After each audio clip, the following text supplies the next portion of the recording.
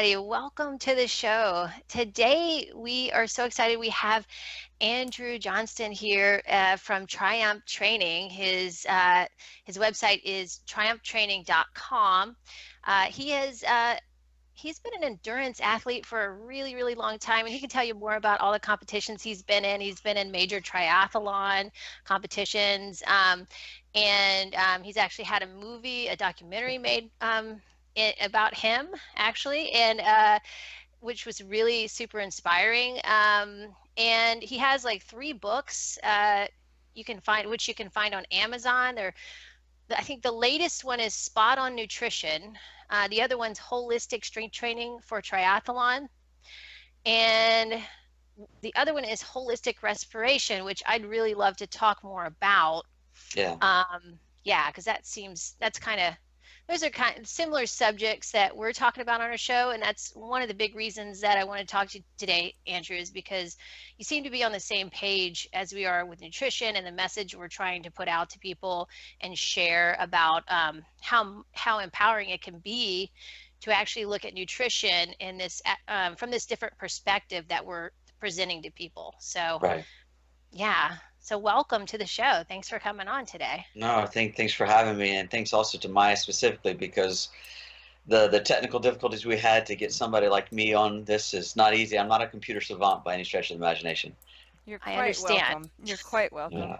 Yeah, let me put it this way: there will be no spot on computers in my forthcoming books. I promise you that. Well, that's a good idea, a good segue. What does spot on mean to you? Like, why name the book Spot On? That regardless whether it's nutrition or exercise or sleep or whatever, health is never found at the extremes.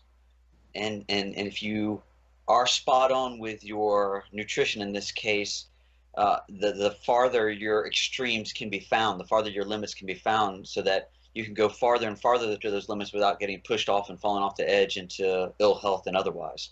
So that's what spot on means to me. So it's kind of like balance, finding your balance within yourself, getting yourself that aspect of where you're at, and you know yourself even better. Exactly, Maya. It's homeostasis, which I will tell you straight up does not sell very well, because people like extremes, and they think, oh, well, I'm going to go to this edge or that edge. But honestly, you do much better off if you're just going down the happy middle, if you will. Right. Yeah. Yeah, we know about dogmas, don't we? So that is a true statement in itself, based on the fact that, you do sometimes have to go to the extremes to find your balance. In some ways, people are dogmatically stuck in those extremes because they have such an achievement will, or some kind of part of them that wants to keep going to see if they can be so-called successful in something. And one of the things I notice is that you've been really good in balancing your own life in some ways, of being an extreme cyclist in the beginning of your life, then coming through leukemia and going and doing the Ironman, Hawaii Ironman, accomplishing that. Now becoming a renowned coach in Atlanta, especially with helping endurance athletes and giving them the keys to help them unlock their potential. So what do you think is your best way of being able to find your balance, besides all the things you learn? Now, what is your integration method that you've kind of come up with? Well, I think honestly I've learned by getting my hand in the fire, so to speak. So when you get burned, you realize, wow, that doesn't feel too good, and maybe I'll stay away from it next time. And yet, to be an endurance athlete, like when I was in my best cycling shape, I use this example all the time. One of my cycling friends over in Spain needed a push start on his motor, so I gave him a running push start behind his motorcycle. And literally for the next 3 days, I couldn't walk because I was just so incredibly sore and incapacitated. And I'm thinking, here I am, I'm supposed to be, one of the top athletes in the world, in my sport, and I can't even run for 25 meters. Is that exactly healthy? So I started looking for ways to become maybe more well-rounded, again, giving me more leeway for things like that, because,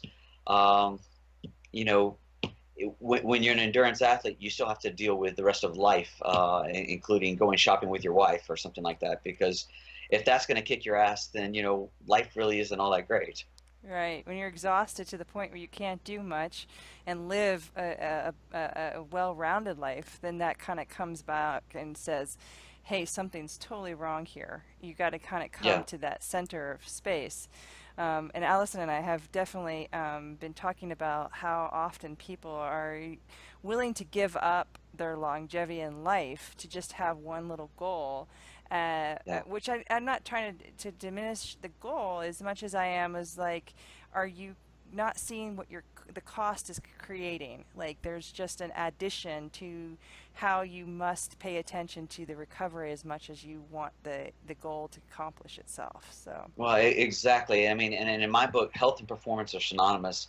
So the healthier I can get a person, the more likely they're going to be able to realize their ultimate performance. And they don't have to be mutually exclusive. I think you can have both. It's just the more you get to that particular genetic limit, the more careful and cautious you have to be with nutrition, with thoughts, with breath, with sleep, etc. And it's just a balance. There we go. Back to that word again. it's awesome. Yeah. Go ahead, Allison. Oh yeah. And I know personally I've found my limits very quickly, especially as you get older. Not that that's an excuse, but you do have to pay attention to it a little bit more. So like, you know, I think my back spasms have slowed me down before, but then you learn, okay, what can I do differently next time to avoid that?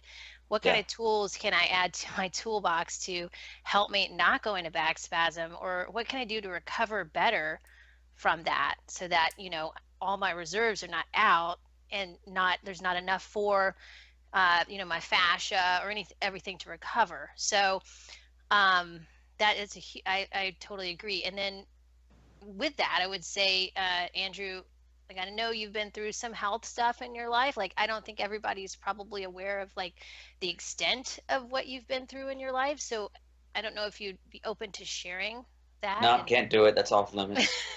It's just in a movie, in a documentary darn Yeah, it. somewhere. yeah, Oh yeah, well. yeah. No, no problem. Yeah. So I know to you those. probably shared it so much, but it would be really Well, I mean, what's funny is people are like, oh wow, it's so inspiring, and things like that. But honestly, to me, it's just life, yeah.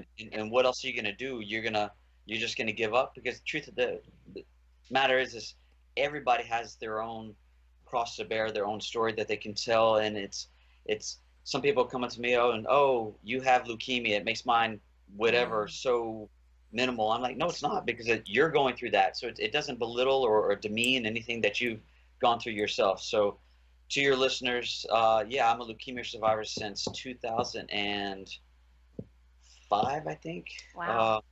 Yeah, so I think that's right, 2005. That's No, sorry. So 2003. I don't know. Heck, I don't even know at this point. You're so That's recovered, it doesn't incredible. matter. Yeah, it Well, doesn't matter. You're it's not been a, counting anymore. yeah, it's been a long time. And when I was diagnosed, the prognosis was 3 to 5 years. Wow. Wow. So I feel Yeah. blessed to have lasted this long. And then also a lot of people with my disease, it's CML, chronic myelogenous leukemia. They're not doing Ironmans. They're not, racing across America. They're not, they're in wheelchairs, a lot of them. And so I feel blessed just to be able to toe the line, so to speak. Although maybe I'm officially retired, I'm not really sure yet. But Yeah, that's the other question I was going to ask it because every time I talk to you, you're like, "Yeah, I'm going to retire," and then I hear you're going to be in some race. So I don't know. well, And then you're like, so maybe not. I told my wife that in 2012. So my son and I were watching probably like the Tour de France or something. He's like, "Daddy, did you used to do that?" And I was like, "Yeah." And he's like, "Man, I'd really like to see that." And I was like, "Oh, okay, done." And this is like after a 4-year retirement. Heart So 'cause I was melts. opening up my business, I was writing a book, etc. So I was like, all right, I'm going to make a little bit of a comeback. So in 2012, at the age of 40, I decided to come back to triathlon, and my goal was to win an Ironman.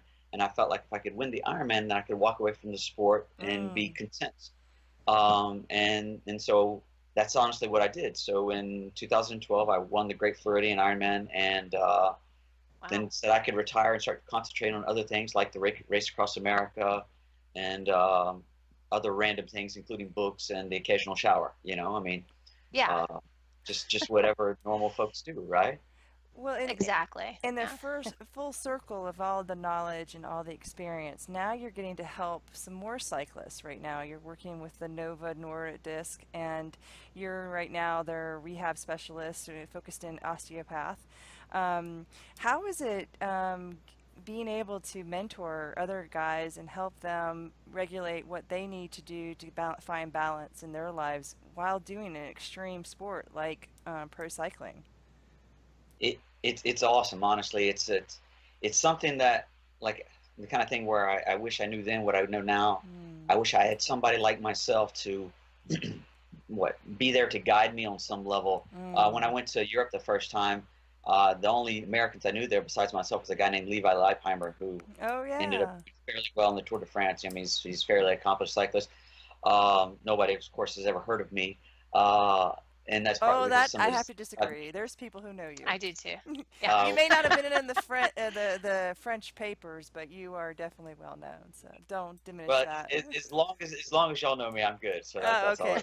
Yes, the But podcast, the Integrate Yourself podcast. Now you are a part of us, so you are. sweet, sweet.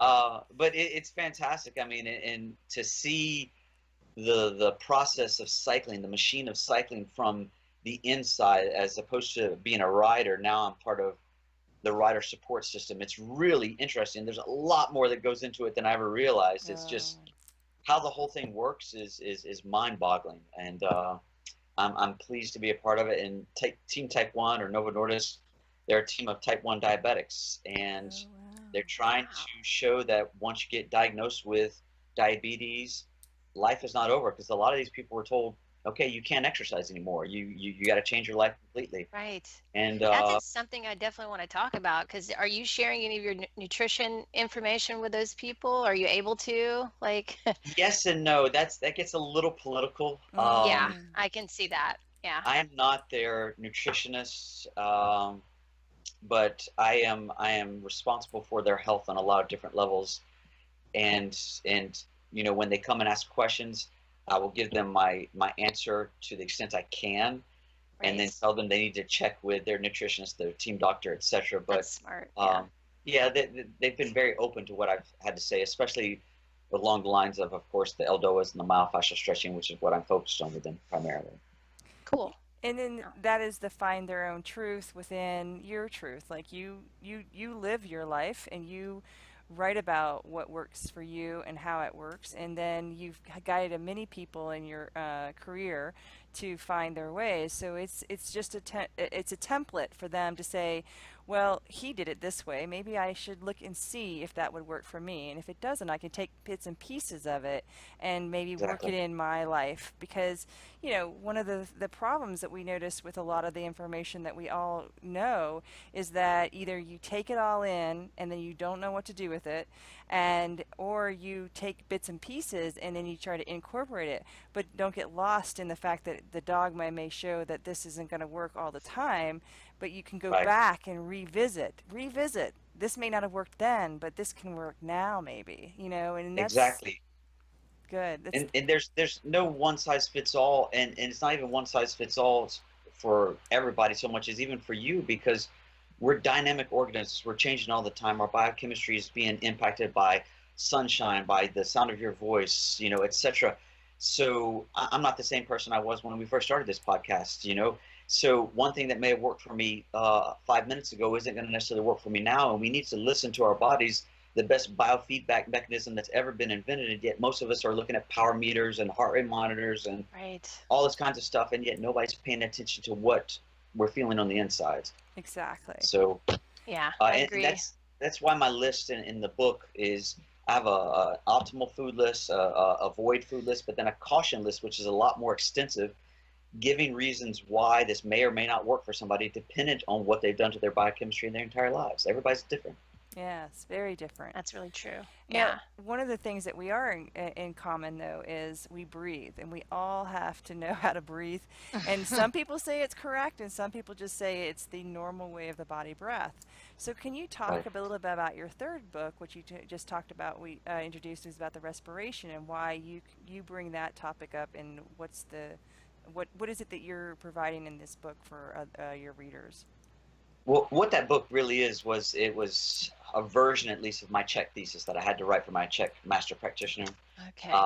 And eventually, if I ever have the time, I'm going to involve it into spot on respiration. Okay. But it is, in every book I've ever written, or everything I've ever written, every talk I've ever given has really been motivated by working with clients and what I've learned from them, and of course with my own experiences and the failures that I've had. But spot on respiration will eventually be a book that teaches people how to breathe properly, because the truth of the matter is, anybody over the age of 5, I've never come across anybody that's breathing well at first without a little bit of instruction. And it's incredibly important, because you're breathing about 25,000 times a day. So if you're breathing wrong, that's a lot of wrong. Yeah. So for our listeners, Andrew, like, what do you mean by wrong? Like, if you can just go a little further into that. Yeah. Okay. So yeah. when I take somebody through an assessment, one of the things I'm doing with them is I'm looking at their respiration pattern without them knowing it, hopefully. And typically what I'll see is people are breathing through their mouth. Okay. They're breathing with their chest rather than with their diaphragm. And they're breathing usually in the neighborhood of 16 to 22 breaths per minute, which is considered normal. Optimal, however, is between 6 and 10 breaths. And it's every disease I've ever studied, one of the things that they have in common is a higher respiration pattern. Now, what came first, chicken or the egg? I don't know, but let's just put it this way. If you want to be healthy, breathing well is a good place to start focusing your attention. You can last a few minutes without oxygen, whereas you can go days without water, weeks without food. With breath, you need a few minutes. I mean, and you're dead. Well, that goes to a cellular level too, right? Like, so it's like your cells begin to breathe improperly if you breathe improperly. So, yeah, it's not your lungs breathing, it's not your nose breathing, it's your body breathing. Exactly, all the way down to the cellular level, exactly like you said. And then that has an impact on everything that you're experiencing, feeling, functioning, etc. It's most of us need to get that one on track if we want to get our health working for us. Yeah, and I agree. And a lot of them actually don't realize that the sport can actually change you, like marathon runners or things like I noticed is, how often the chest breathing versus the belly breathing. Like if you go to a yoga class, they focus on really the belly breathing and coming through the whole center of the diaphragm and everything and allowing the lungs to expand.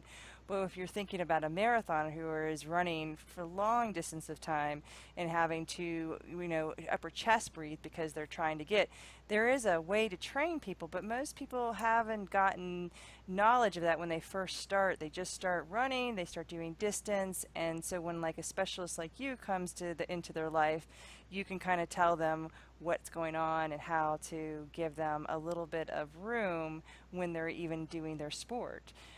Exactly. And they have to crawl before they walk, before they run, because if you cannot breathe properly while sitting on the couch, there's no way you can breathe properly while trying to run a marathon. One of the things I've taught myself to do is to breathe properly, meaning nasally, diaphragmatically, etc., slowly, at higher and higher intensity levels. But that's because I've trained my body to be have a higher tolerance for CO2. And the lower that tolerance is, the more somebody's going to be hyperventilating and out of breath without even exerting themselves. Right. So again, you have to crawl before you walk, before you run. And do you have a higher tolerance for CO2 by basically just by eating carbohydrates and being in higher altitudes, or is there any other ways that you would say you get better at that? Yeah, all of the above. And I mean, so nutrition plays a huge part in that, honestly. Definitely altitude. I was just in the Park City, so hopefully benefiting a little bit there. That being said, actual breathing patterns. So most of us would be brain dead in the space of about 3 minutes if we tried to hold our breath or didn't have oxygen. But the hypoxic divers, the guys and the women who take one breath and then go down as deep as they can, the world record for that is over 13 minutes on one breath. Whoa. Wow. That's incredible. Amazing. And it's because they use certain techniques that allow them to access their entire oxygen carrying capacity, one of which is, so your spleen has about 8% of your red blood cells. It's a reserve. And if you do certain things, I don't want to steal my thunder, but you can get the spleen to release those blood cells into circulation and increase what's called your hematocrit. So I don't know if you know what the hematocrit is, Yeah. but it's what everybody tries to get high in cycling and other sports because it increases your oxygen carrying capacity. Mine is actually incredibly low because the disease I have, the drug I take, is a chemo that destroys my red blood cells. So I'm technically anemic, and EPO, which is what's being abused by a lot of athletes or has been in the past, has actually been prescribed for me. I don't want to take it because every drug has a side effect, but what I've done instead is I've done these breathing techniques so that I can increase my hematocrit artificially, or temporarily, I should say. It's naturally, but it's a temporary thing of about 4 to 5 hours, which is enough usually for me to be able to compete at a fairly high level, because there was a time where walking up the stairs just destroyed me. And now I can go out and ride with some pretty accomplished athletes and even win some of these events despite a hematocrit that's in the 30s as opposed to in the 40s. Wow. That's incredible. So there's a technique that I've been working with a client actually, and one of the ways I started with them was to do underwater breathing. So putting fins on, going the length of the pool as long as you can to keep that the carbon dioxide to build up. And what things that she noticed the most was how more relaxed she was, which we all know the reasons, but mainly is the CO2 increase in her body, which actually releases the stress that she's been carrying even for a daily life, for doing the stress and stuff like that. So those are the small ones.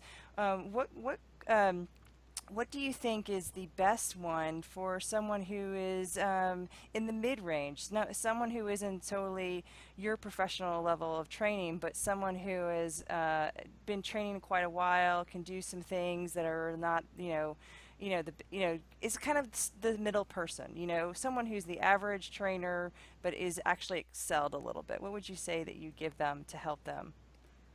The main thing I would say to them is they literally concentrate on breathing through your nose. And the reason for that is you lose less carbon dioxide when you breathe through your nose than through your mouth, partly because of the space that you have. Well, the drop of the oxygen molecule, if you will, is predicated on the presence of carbon dioxide. It's called the Bohr effect. Right. Okay. And when they start to learn how to breathe through their nose, they realize that they actually are oxygenated in their tissues better, which of course then increases their level of performance, regardless of whether they're involved in endurance athletics or otherwise. That's a good one. Yeah. Thanks. Yeah, so that's why it's really not good to become a mouth breather when you exercise, right? Well, yeah, and it triggers a huge stress response in the body and starts to, again, get out of balance the autonomic nervous system, so that the sympathetic gets activated, the parasympathetic gets inhibited, and now you feel like you're being chased by a saber-tooth tiger. Right. And could that mean for people who are just casual exercisers, could that just mean you're doing too much and you need to slow down when you start? Without a doubt, like that? Yeah. One of the best times to use this technique and start to train yourself is during what I call the off season. We'll say December, January, whatever, for a lot of athletes. And if they'll use that breathing pattern, it'll almost be like a regulator in like NASCAR, and keep them from going too fast anyways. In the moment they have to go to mouth breathing, they know that, guess what? They're going beyond the level of intensity that they should be going at that point. So let's talk on it slowly. I was just going to say is, if they work on it slowly and patiently, they'll see that they're able to go faster and harder. Nice. At a less of a perceived level of exertion. So one follow-up question with that, I just want to go a little further with this because this is really great. So if they're a mouth breather and they're not paying attention to that and they go further than they should be going, would that create a lot of lactic acid in the body? Would it create like the recovery issues that a lot of people have but think are kind of normal for after working out? Or is that what you would agree with? All of the above. All of the above. Yeah. I mean, I've even looked at like problems like fibromyalgia and their relation to breath. And one of the things that happens when your body loses CO2 is all the tissue in your body is constricting. And if that's constricting all the time, you've got random pains that you don't even associate with any particular trauma, and it's literally related to how you're breathing. That makes so much sense. Have you? Because a lot of times when we bring people into that like parasympathetic mode, or you do the working in exercises, then they start like recovering much better.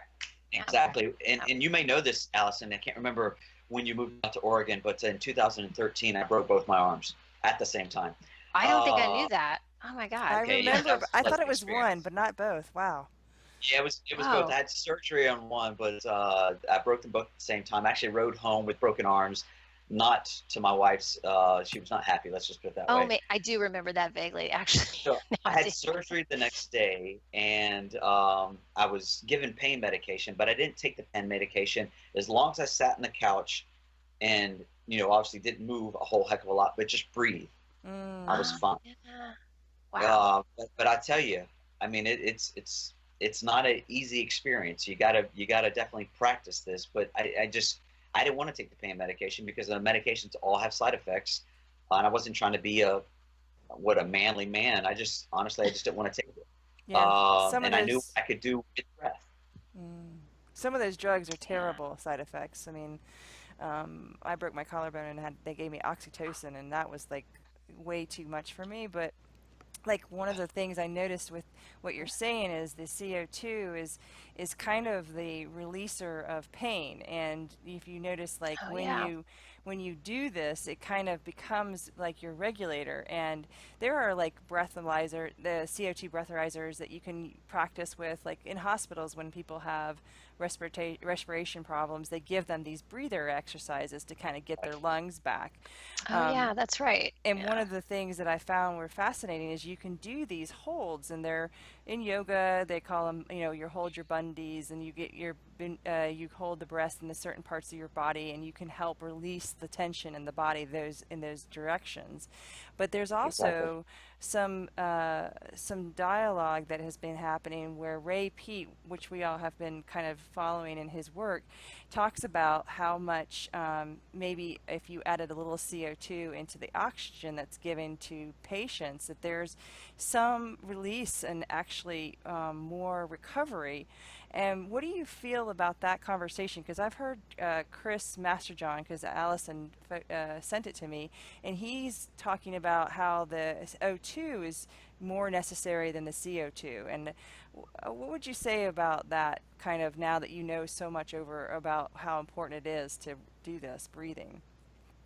They work in conjunction with each other. So one of the things I see in professional football, a linesman recovers a fumble, then runs all the way for a touchdown, and then they show him next, and he's got this big oxygen mask on. I'm like, that's the last thing I he needs, know. really. Yeah. It's sad, but and then the concept of like paper bag breathing, the way it works is because it's starting to you're recirculating your own air, and so you start getting more and more and more CO2. You're returning your CO2 levels back to where they should be, which then, of course, helps you utilize oxygen at the cellular level. So it's not one's bad, one's good. It's again back to balance always. Right. Right. Too Where, too Yeah. much Good. of either is going to kill you. right. And Yeah, yeah, exactly. You get too high up in altitude, you're gonna which not do is too well. So, something that I noticed with cystic fibrosis. A lot of these patients walk around with oxygen tanks constantly, absolutely every day of their uh, moments. And I actually had a friend die of it just recently. And Yeah, it was one of the things that I was like so wishing I could have given some information to help, because you know just like you, they give you a diagnosis of how long you're supposed to be going to survive after you've been diagnosed. And she surpassed that herself, but in the end she ended up getting caught up in it because they kept on giving her more and more of the same. And yeah, so because you've kind of had to go through both doors, where you went through the western and you have gone into the eastern, and you kind of merged into creating a space of how to work with both, what do you find is the most like dogma that you're kind of coming up to that you can't seem to get them to see some other side of that? well, I mean, it's people don't put much faith and belief in the basics. Mm, Like we talked earlier right. about, everybody wants the extremes, and so they'll do the extreme diets, they'll do the extreme pills, they'll do the extreme procedures, surgeries, etc. Well, maybe just start thinking decently and breathing well and drinking enough and eating quality food and going to bed on time and moving, like nature intended, as opposed to all these bells and whistles, which I say all the time are of no use until you get the basics right. mm, I think it's and more maybe that's more of a Western thing, maybe it's more of an American thing, and probably actually to tell you the truth, more of an East Coast thing than a West Coast thing. But if it's not extreme, it doesn't sell. Yeah, And that's true. yet, because I've had clients come to me with some really interesting and complex health issues, and they're doing some really amazing stuff, some stuff that is really outside the box I never thought about. And I'm like, wow, that's pretty awesome.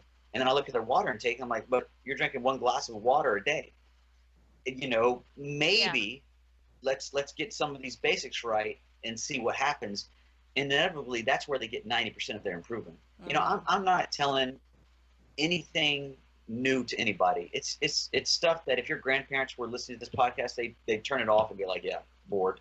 Right. Right. You know, or maybe great grandparents, because we're losing some of the most foundational information in our history, and it's only because it just doesn't sell anymore. It's not sexy.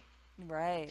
That's so true. Like a lot of the traditional cooking methods too, we're not linking those together. You know, everything's just like, oh, this is a trend, so let's try this. And like the joy, in my opinion, of like food and cooking has kind of been lost in health.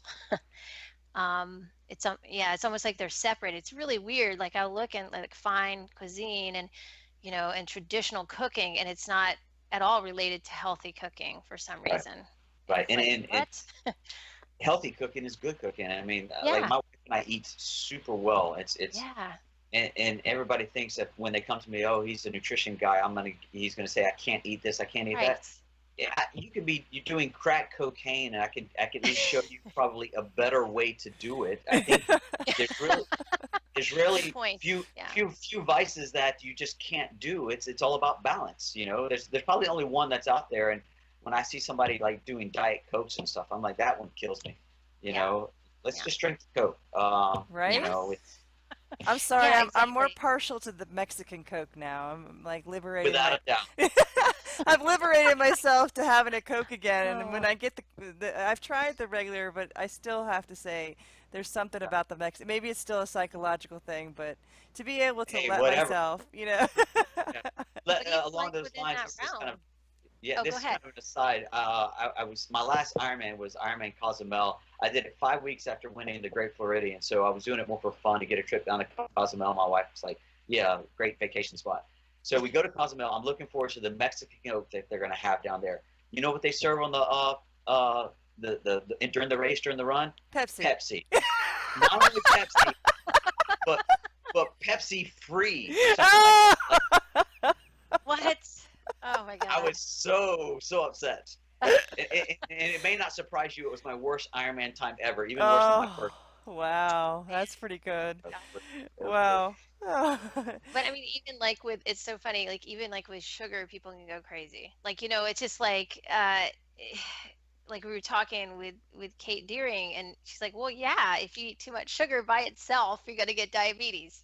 Well, look, so like, sugar, what it is, it's an accelerant, right? Yeah, and so totally. If you don't provide the logs for that accelerant to burn via, you know, quality nutrition, guess what? You're going to be the log. Right. It's going to burn the Right. There you go. Which is exactly why, you know, timing and knowing what your food and your ratios and frequencies are really important to give yourself the knowledge of when you can freely have something without having this over concern about, oh, I'm going to get fat, or I'm going to get, you know, some disease or some kind of thing that's, you know, not, you know, really understood, because there's some gaps in the system of like health industry telling you one thing, the medical system telling you another thing, and you know, so you got all these things kind of all wrapped up, and so knowing how the physiology works actually helps, and how the physiology of the food works helps so much more in how to live a better life and do all these accomplishments that you want to do. So exactly.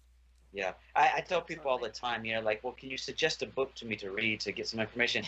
You know, don't read my book. Don't read other people's books. Go out and read some biochemistry books. Go read some anatomy books, some physiology books, because these are things that really haven't changed a whole heck of a lot over the past however many years. You know what's changed is research. And the reason it's changed is because now it's being monetized. Yeah. Exactly. Oh, yeah, let's talk about that, because that is, I don't think people realize that actually. Yeah, I mean, you can prove black as white, you can prove up as down if there's enough money involved. I mean, so when I'm trying to get somebody healthy, the healthier I get them, the less they need to come see me. So I don't really have a vested interest from a financial standpoint to get them doing a certain thing. So I tell them, if I'm asking you to eat some apples, it's not because I have stock in Fuji apples. It's because it's healthy for you, Right. So I mean, Which is the you got to opposite of consider. like supplements, right? If Oh, you right. Yeah, you Yeah. and some certain supplements are fine, but again, they're supplements. They're not substitutes. So just be very careful and see what you can do with the basics first, and then consider who's got a financial or otherwise gain. Sometimes it's political, sometimes it's moral, but just if somebody has something to gain, you need to take it with a grain of salt. right. And Well, where do you, oh, go ahead. So I just That's want to know my where you point. go for your research, and what you used for your book, Andrew. Uh, Sorry about that. you're No, it's good. okay. My follow-up question from that was just like, where did you go for what did you depend on for your research, It, aside from obviously Ray Peat's research, but was there any like specific thing like PubMed or whatever that you went to for really like non-biased research, yeah, I mean, I had thousands, literally thousands of research articles that I've been collecting over the course of years, both, for and against whatever point of view I was trying to put out. And honestly, what I got the most from is when I found contrary views, because that either changed my way of thinking or allowed me to come Oh, up with a counter argument that actually did prove my point or see the fault in their research, etc. Sometimes the fault in my own. Um, I used a lot of my books from college. I used information and podcasts and other stuff from, like you said, Ray Peat. I mean, there's tons and tons of information out there. And like I said, I think I got the most of my good information, my quality information, when I was looking at the other side. Side of it, Um, right? but Which but I think if somebody reads my nutrition book, they realize that I'm not putting one thing out or another. I'm actually putting information out there, and then I'm letting folks decide on for themselves. which is 'Cause really giving them their self authority and releasing them from the self helplessness that people are getting lost in terms of like going to someone and being, let this person help me and be my guru or be my, tell Yeah, me what to do. And in that way they lose themselves. In some ways we are, as we all try to learn our own way, realize that you've got to bring back that self empowerment that kind of brings that person into the wanting to discover how it works for them. It's not about like all these great research statistics that say this should work like this. It's going to yeah, be, you got to incorporate it and then take it in and see how it works for right. you. So it's a, exactly. That's another reason my book's not going to sell overly well. Although it's done well, but it's people don't want to take responsibility for themselves. It's much easier to be to ride shotgun in your own life, and unfortunately, you're going to go wherever somebody else wants you to go. If that's the case, it's scary. But once you, I don't know, take control of the wheel, to use that analogy, I do think ultimately it's that much more liberating, that much more fulfilling. Um, and I wish more people would step up and do that, because I think when they do, it literally takes everybody up to the next level. Yeah, I agree. and what it, Yeah. like, go ahead, Allison. Sorry, go ahead. No, you go ahead. Go ahead. I was No, going to you No, go. me, go ahead. no, you go. No, Oh, you go. yeah, we're all going to go I at thought once. that One, was a two, three. perfect thing. So one of the things I noticed is that's baby stepping it. So a lot of times people will come to me or say something like, how do you introduce some of the work that you know, and how does it work? How do you get them to do it? And so I say I don't do anything. What I ask them to do is to try to take some of the things and work it in. And then like if you still want to have this big goal, then find what is the consequence to that goal and utilize everything you can to kind of support what your goal is going to do. So if you're going to recover from an Ironman, or you're going to recover from CrossFit, or you're going to do anything that's going to extremely put you out there, what is the safety net that you can kind of bring you back to center? And one of the best things I think I ever found was that if you really notice people start to gain confidence when they start to give themselves more responsibility. And, Yeah. you know, when we give ourselves the responsibility in the sense of giving it to ourselves, not giving it away, we're actually allowing ourselves to step more into our empowerment of who we really are inside. Like, this confidence has to carry you through aging, which aging is a very scary moment. I just, you know, find that when we start to find what really midlife means and beyond it's going to be what it's going to mean, there is a lot of things that you have to start to recognize that you foundationally wise, if you don't give yourself that space to say, I got this. I've had some experience. I know where I'm going with this. I don't have all the answers, but I sure do know that I can at least take one step and see if that works for me. Take another step and that works for me. Yeah. Yeah, I mean, again, you touch the stove, you learn it's hot much easier than if somebody tells you the stove is hot. Right. Absolutely. And I think there's so many things that we still don't know about. There's a big mystery there about, you know, we know a lot of kind of about aging and the hormonal balancing aspect of it and how that relates to aging. But I still think there's a lot of people in the dark about that. And even, I mean, I still have a lot to learn as well. So, you know, I think as long as you're open to, you know, being able to learn more about it and change with it, I think that's a huge deal. Without a doubt. I mean, the moment that I stop learning, the moment that I stop evolving, that's going to suck, you know? I mean, it's,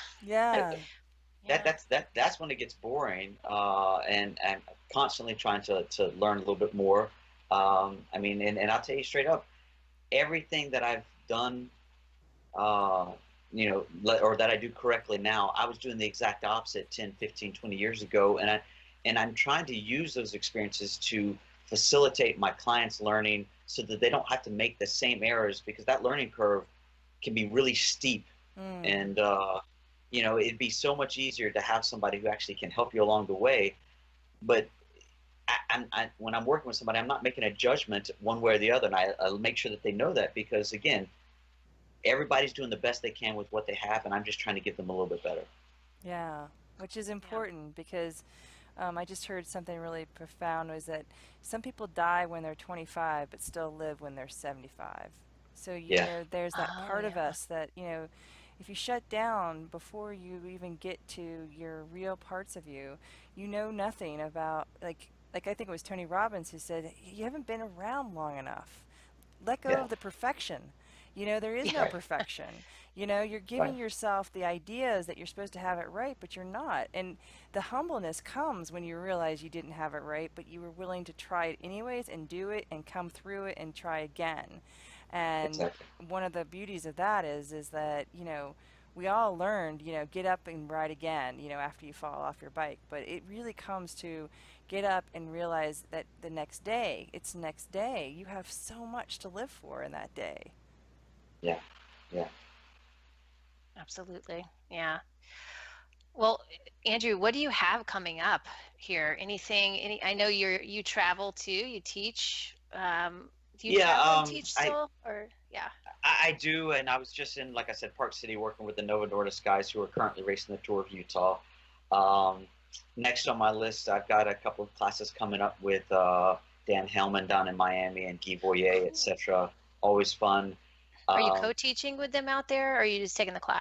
No, I'm just taking classes. I also have some stuff with Scott Herrera and Dallas. I mean, these are some of my mentors, and I surround myself by just people who are just, you know, abundantly intelligent and good people. And hopefully it helps me through osmosis raise my game a little bit. But if I find the time, I think eventually I'll get around to finishing some of these books that I've got on the back burner, because the Spot On series was supposed to be a total of like 6 books. Oh, wow. Yeah. So we'll see if that happens. Right now, I'm just trying to juggle a little bit of everything. My son started playing guitar about a little over a year ago. And I played guitar when I was 16 until I was 19. And in 19, I discovered the bicycle. Put the guitar down, focused on the bicycle. But we can always go back. Yeah, well, because of my son, I started playing the guitar again. And so I have a 1969 Gibson ES335 semi-hollow body. Sweet. Beautiful. Oh, you were serious when you bought one. Yeah, yeah. Yeah, we're gonna And have you play it next time we interview you. I suck at it. That being said, I really enjoy it. There's a lot of things I enjoy, and yet they all take time. So Yeah. it's guitar playing, it's studying, it's writing, it's doing my own training because I'm not done competitively. And sooner or later, I'll put it out there for the world to hear. I'm going to do the solo race across America. But right now, Whoa. I want to stay married. So I'm Yes. gonna hold off on that one for a while. Have you thought about just pulling her behind you? And that'd be good training for a while. That'd be nice. That'd be nice. I don't know if she'd even go for that though. I don't think she wants to sit that Funny. long, I know. Wow, that's a big accomplishment, and thank you for putting it out there because, it's another thing of saying, I'm up in my game a little, but I'm also seeing where I want to play. You were a cyclist from the heart. Why stop that, right? There's some things Yeah. that you would want to, do, and Yeah, and I was a cyclist before my wife and I got married, so she knew what she was getting into. That being Right. said, there's balance. yeah, exactly. There's balance, and being an endurance athlete is a very selfish thing. Uh, and I can't tell you the number of times I've gone out my door and decided at the last minute, all right, I'd rather be with my family than ride the bike because priorities change, etc. And like with my son playing soccer, he's not going to remember every game that I come to, but he's going to remember every game I miss. So I try to make it a point. And as long as I can do these things that are, familiar in nature and important like that, and as long as I can do that, I can ride my bike to whatever extent I want to. But otherwise, then I just put the bike away because it's just not that important. Do you see your Yeah. son having any flavor for cycling? Because, He's been riding a bike since before he was 2, I think, because we got one of those Strider bikes, so he Oh, learned those about are great. the way. That being said, I'd be happy if he didn't ride a bike for a living because I know what it entails. But if that's what he chooses to do, then so be it. Great. Right now, he's just guitar. he's enjoying. He's enjoying guitar for sure. Wants to now play piano. His best thing is he wants to be with friends. So whatever that entails, Oh, he's that's good. great. Yeah, I love that. That's so. He's 10. How old are your kids now, Allison? Oh goodness, 13, and my oldest is turning 16 in a week and a half. Wow. So I may Yeah. ask you for some mental Sure. tips coming up here. So, Anytime. right. Happy to help. Yeah. No, the teenage years are a lot of fun though. I mean, Yeah. they go through a lot of changes, but it's really exciting watching them become their own people, Yeah.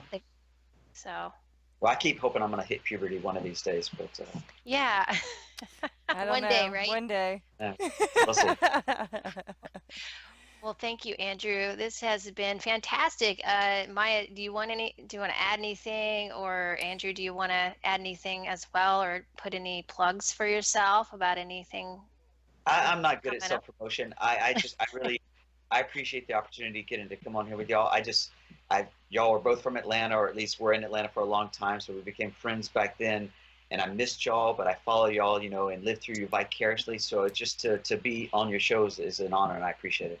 Oh, Thank you. you. We appreciate To have that. you on our show is an honor as well, so we appreciate it. Yeah. I'm no JP, I'm no Kate Deering, but it's Oh, neither are we. Yeah. Okay. We're just doing something. We're just doing this all for fun. It's just Yeah. fun, and it's a good way to get the message out for what we're trying to help people with. And working with clients is so much fun. I really love it, and it's also very limiting in the way that if you don't already have a book out or something, it's hard to really get your message out to a lot of people. So this is a great way to do it, and it doesn't really cost anything. So Yeah. Well, I applaud you for doing it, and I think you probably reach a lot more people than you do via print because maybe folks don't read that much these days. I don't know. yeah, well, I don't know. Yeah, I'd like to write a book one day, but I just feel like it's really hard right now. I feel like it'd be too overwhelming at this point in my life, but Yeah. we'll Well, see. it's not an easy endeavor, and the funny thing is, Yeah. writing's almost the easy part. It's everything that comes afterwards. Oh, right. All the promotion and everything. Yeah. Well, the editing and stuff. I mean, because if you have an editor and you're talking about, I don't know, the fascia iliaca, they're like looking at that word going, I think that's wrong. And you're like, no, that's right. It's Right. so Okay, to I see find what you're saying. somebody who's already Yeah. versed in the terminology is difficult as it is. Well, Yeah, you yeah. started with the regular paper book, you know, and then you went into ebook, and so there's a progression of learning curve there. Yeah. Why don't you tell people where you can find your books, and also you talked about your training plans that people can, if they want to work with you, but you maybe can't meet you in Atlanta, or they just want to plan to work on their own. You had mentioned that you had that to provide people. Yeah. So on my website, I've got links to my three books, and two of those books are on Amazon. Eventually, maybe the third will be as well. But those are just ebooks. Personally, I like hard copies, physical copies, but you can get those there. And then I do have training plans because I realize that not everybody's going to have either the financial wherewithal or the time, and of course the proximity to Atlanta to be able to work with me one on one.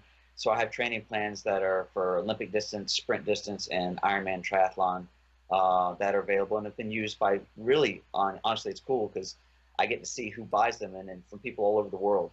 Mm. So That's cool. that's one of the cool things about this whole internet stuff is literally it's made the world that much smaller and allowed me to impact people all the way across, in China even. So Wow, that's incredible. So you it's have cool. a Facebook page and you also have Instagram. What are those so we can I haven't done Instagram. I I need to really. step into Ah, that. you I know me What? horse. too. I just started texting Oh my this God. year. I just started texting this year, and I'm slow as hell. So I do it with one index But finger. I do. I follow your I don't know what you want to call them, the quotes on Facebook. Like Yeah, they're yeah, really little very status updates. sarcastic, kind of nutritional quotes, I guess, maybe. Is that what you're going Sarcastic. I to? don't know if that's a good term, Okay. but sometimes I I don't know how to a little describe. bit How of would you tongue in describe it? cheek. I Okay, tongue don't in know. cheek. That's a better way. Yeah, I Well, like you know, that. it's the satire era. You know, we got JP, he Yeah. does satire. You know, it's kind of the Yeah. whole thing. You know, people like satire right now. By the So, way, I'm putting it out there too. JP owes all his fame and cult following to me. I want him to know that. Okay, so oh, okay, we'll send him that message. good. Yeah, When he watches this podcast, right? yeah. And so, you know, what other things are you going to? Do you have anything else that you want to kind of bring to the forefront besides you going to be on Instagram soon, and that you're going to be taking pictures because it's easier than writing, you know? It really is. I need to do that, and I need to make some videos and stuff. If you want to keep up with me at all, become a friend or whatever, or follow me or whatever it's called on Facebook, because I try to make a daily post, and 99% of the time it's about health, and it's not about, hey, I'm riding my bike or I eat chicken wings. It's something have to do with health and nutrition, and usually it gets a lot of interaction at least. Yes, Gets you a lot do. of people thinking. Yes. Yeah. Cool. Well, thank you, Andrew. You can find Andrew at triumphtraining.com, and you can download his books from that website, as well as you can find his books on Amazon. Yeah, we really enjoyed talking with you today, Andrew, and we wish you well and Appreciate hope it. to see you again soon. Yeah, Yeah. I hope so as Yeah. well. Thank you so Yeah. much. I look forward to it. Okay, y'all. All right. Yeah. See Take you. care. All Bye. right. Bye, Andrew.